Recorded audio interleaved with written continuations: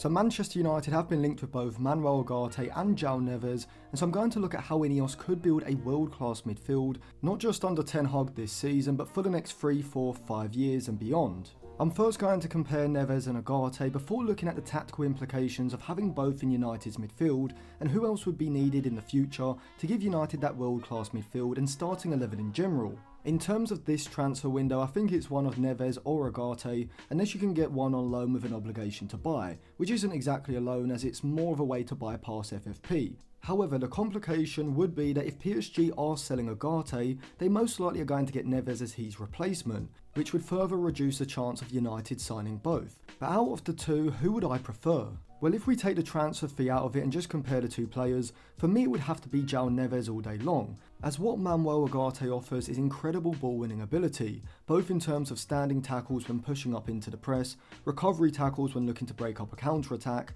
as well as interceptions when a pass gets played in behind Mainu and Bruno Fernandes between the lines. However, Neves excels in all of these areas as well. I don't think he's as good as Ugarte, but he isn't far off. Despite his diminutive stature at first glance, he isn't actually as small as you may think, around 5'8", 5'9" in height, and rather surprisingly, he is actually pretty good in aerial duels, as seen from his FB Ref report last season in Liga NOS, where he ranked in the 88th percentile when compared against all other midfielders in the league, completing around 58% of his duels. Whilst Ugarte is definitely more physically dominant, Neves is actually very good in this respect as well, being able to challenge players physically and athletically, motoring around the pitch, and just like the Uruguayan, he excels when winning the ball back in that deeper area of the pitch, and this can be seen as he ranked in the top 1% in Liga NOS freeze ball recoveries, the 68 freeze dribblers tackled metric, the 84 freeze interceptions, and the 47th for the percentage of dribblers he tackled. But whilst this may look nowhere near as good as Ugarte's output, when we look at Neves in the Champions and Europa League, where Benfica aren't as dominant in possession,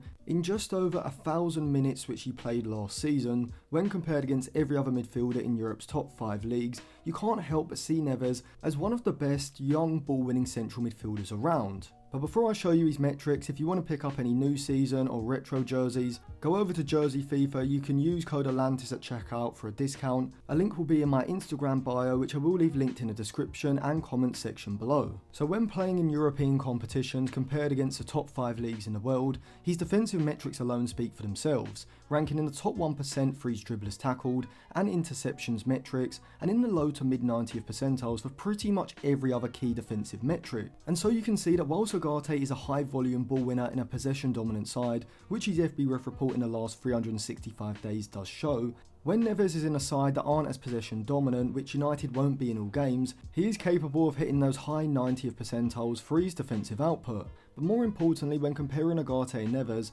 whilst Neves isn't as good as Ugarte defensively, he still excels, whereas looking at Neves' best attribute, Ugarte offers nowhere near what Neves does in possession. Neves is already an elite level ball carrier, being able to progress the ball through his carrying into space and he's dribbling past players in a way that's reminiscent of Andres Iniesta, the way the ball sticks to his foot and he's able to use his low centre of gravity and quick turning ability to bypass pressing players. When playing in Europe last season, Neves ranked fairly well for his ball carrying metrics, slightly above average, around the 55th to 65th percentile range, but in terms of his take-ons you can see that his Iniesta comparison is just as relevant in European competitions as it is Liga NOS, as he is still ranking in the low to high 90th percentiles for those metrics as well. However, I have to confess I have changed my mind on Ugarte, as I had initially underestimated how good he was in possession, and after watching back a few games that he played for PSG and Uruguay, as well as looking at the passing metrics from his FB Ref report, I think you have to say Ugarte is more than just simply a limited ball winner as I first thought. And from the eye test, I actually think he's a better progressive passer than Martin Zubimendi.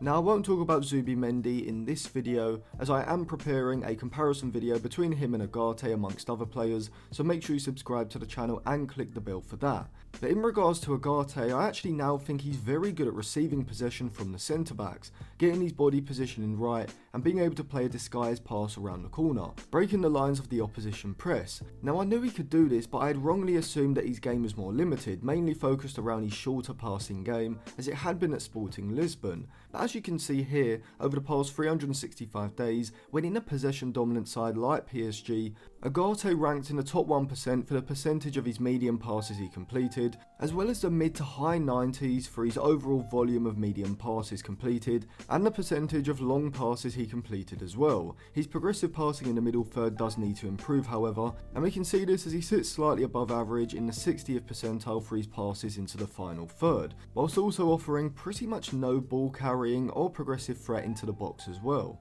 And the eye test alone shows this, as Neves is more than capable of switching play from deeper positions in front of the opposition's midfield line, and I actually think he's better than Manu at doing this, which would provide the necessary ball progression balance in United's midfield. Now don't get me wrong, Neves' dribbling and shorter passing is by far better than either his long or incisive passing, and if there is one part of his game which I do think he needs to work on, I think it's those incisive passes through the centre that split the midfield line and get the ball between the lines of the opposition's defensive shape, but this should develop naturally as Neves' vision and overall experience improves. But also in the defensive third in the build-up phase, Neves is far more press resistant than Ugarte, as like with Manu, he just has the fluidity in his movement and the technical ability to be able to drop to the edge of the box and receive the ball with his back to goal under pressure and be able to not only retain possession but also wriggle out and drive the ball forward, which Ugarte can do, but rather than being able to weave and wriggle out of the pressure, Ugarte is more reliant on having players close enough for him to be able to bounce those short, sharp passes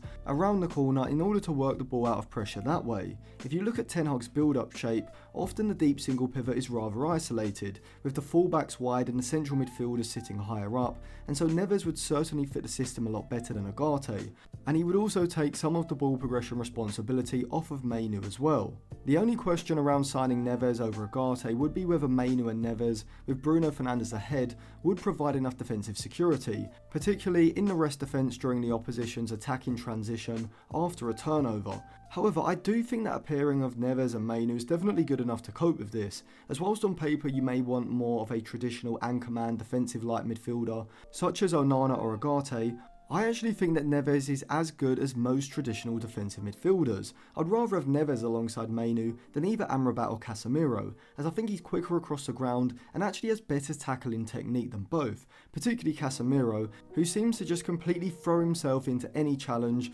kind of like when you're playing someone at FIFA who doesn't know how to use a standing tackle button. And considering it looks like Ten Hag is going to operate with at least one narrow fullback in possession, either Dalot from the right inverting into midfield or a defensive-minded left-back like Branthwaite or even Shaw holding a deeper position in the back three, or likely even both, I think having a more limited ball winner like Ugarte isn't actually as necessary as you might think. But to be fair, Neves like Manu is a freak of a player, as both are so complete at such a young age that it's hard to even find an alternative who ticks all the boxes to their level. However, there is one player who I've really only seen discussed by a few accounts on Twitter, like Jack Fawcett for example, and that's Mandela Keita. And whilst I probably wouldn't sign him as a starter, considering he's 22 years old and Royal Antwerp would likely demand only around 17 to 20 million pounds, essentially what Amrabat would cost, I think alongside Neves or Ugarte, bringing in Keita then gives United real strength in depth in central midfield. Max Unkakre is another player who is incredibly complete, as both he and Keita are very good progressive passers, able to split the midfield line and work the ball in behind the opposition's midfield, better than both Neves and Ugarte I would say, whilst also having the sort of defensive capabilities that would enable them to play alongside Manu in a double pivot. But overall, I do think that Manuel Ugarte would be a fantastic signing for United. However, I just think that Joao Neves in terms of central midfielders could be a generational talent. And I hadn't really considered him as a realistic option, just because I thought Benfica would demand at least 80 to 90 million pounds. But if United could get him for between 65 to maybe 80 million pounds, and we can work out a smart way of paying the fee in order to get round FFP, I definitely think it's worth going for Neves over Ugarte, even if he does cost maybe 25 to 35 million pounds more.